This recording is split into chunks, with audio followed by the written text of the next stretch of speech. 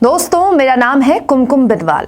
कल से अरविंद केजरीवाल का वो भाषण जो हमने पब्लिक मीटर में आपको पूरा सुनाया भी, वो सोशल मीडिया में ज़बरदस्त ट्रेंड कर रहा है।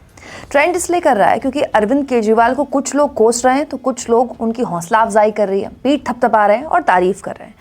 हुआ ये दोस्तों कि एमसीडी जो कि 3 अलग अलग भागों में बटी है दिल्ली में, उसके चुनाव होने थे, लेकिन ठीक चुनाव से 1 घंटे पहले चुनाव आयोग को पत्र लिखा गया केंद्र सरकार द्वारा कि क्योंकि 3 एमसीडी को अब केंद्र सरकार एक करने जा रही है, इसलिए चुनाव रोक दिए जाएं और चुनाव मुलतवी कर दिए गए। जिसके बाद अरविंद केजरीवाल लगातार एमसीडी चुनाव टालने के पीछे बीजेपी का डर बताकर बीजेपी को घेर रहे थे। कल विधानसभा के अंदर भी अरविंद केजरीवाल एमसीडी के मुद्दे पर बोलते बोलते बीजेपी को निशाने पर लेते हुए द कश्मीर फाइल्स पर आ गए और यहीं से हो गया विवाद शुरू, कंट्रोवर्सी शुरू। अब अरविंद केजरीवाल को कुछ लोग कह रहे हैं कि अगर बेशर्मी का कोई चेहरा होता तो वो ये होता, यानी कि अरविंद केजरीवाल का होता। कुछ लोग उन्हें अर्बन नक्सल कह रहे हैं। लेकिन अरविंद केजरीवाल ने फिल्म द कश्मीर फाइल पर ऐसा क्या कहा जिसके बाद उनकी जमकर इस कदर आलोचना हो रही है कि ट्विटर पर ट्रेंड करने लगा केजरीवाल एक्सपोज्ड। सुनिए अरविंद केजरीवाल ने द कश्मीर फाइल्स पर कहा क्या। कश्मीर फाइल्स टैक्स फ्री करो। अरे यूट्यूब पे डाल दो, फ्री हो जाएगी।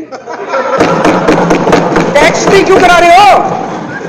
इतना ही तुमको शौक है, विवेक अग्निहोत्री को बोलो यूट्यूब पे डाल देगा, सारी पिक्चर फ्री है, सारे जने देख लेंगे एक ही दिन के अंदर। टैक्स फ्री की क्या जरूरत है? बात इतनी सी है।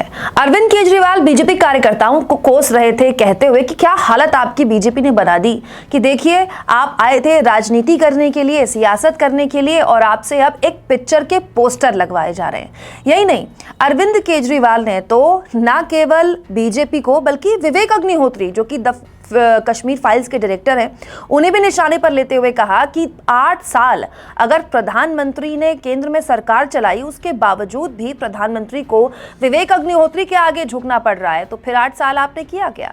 8 साल केंद्र सरकार चलाने के बाद अगर किसी देश के प्रधानमंत्री को विवेक अग्निहोत्री के चरणों में शरण लेनी पड़े तो इसका मतलब उस प्रधानमंत्री ने 8 साल में कोई काम नहीं किया।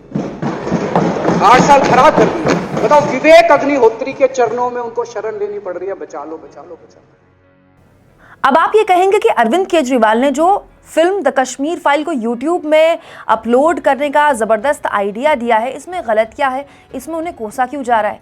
कोसा इसलिए जा रहा है दोस्तों क्योंकि कई लोग उनके पुराने ट्वीट्स दिखा रहे हैं कि देखिए स्वरा भास्कर की फिल्म नीलबट्टा सन्नाटा या सांड की आंख जो कि तापसी पन्नू की फिल्म थी, जो कि हरियाणा की शूटर दादी पर बनी हुई थी, उन फिल्मों को तो दिल्ली में टैक्स फ्री कर दिया गया, लेकिन फिल्म द कश्मीर फाइल को केजरीवाल टैक्स फ्री नहीं कर रहे हैं। केजरीवाल जो ठहाके लगाकर मजाक उड़ा रहे थे विधानसभा में, उस तरह से उन्होंने कश्मीर में जो हिंदुओं का पलायन हुआ, हिंदुओं का जो नरसंहार हुआ, उसका मजाक उड़ाया है, जबकि ये सरासर गलत है। अरविंद केजरीवाल ने कहीं पर एक जगह भी कश्मीर में हुए हिंदुओं का पलायन या कश्मीरी पंडितों के नरसंहार का मजाक नहीं उड़ाया।